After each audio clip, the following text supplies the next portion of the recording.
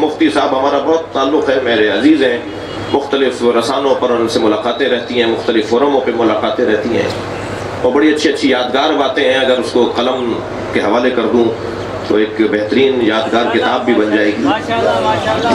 मैं अभी पिछले दिनों एक टीवी चैनल पे बैठा होता, आज भी सुबह हम थे टीवी पर, तो वो बात हो रही थी 3 तलाक़ों की।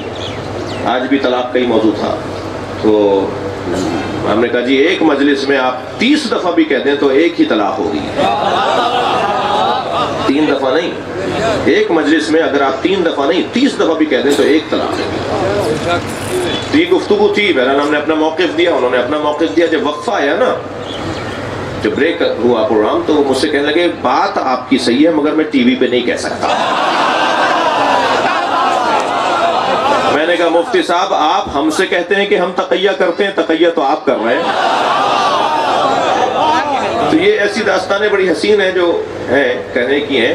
अगर आप हमारे लेटेस्ट वीडियोस के बारे में जानना चाहते हैं तो हमारे चैनल को सब्सक्राइब करें और बेल आइकन को प्रेस करें।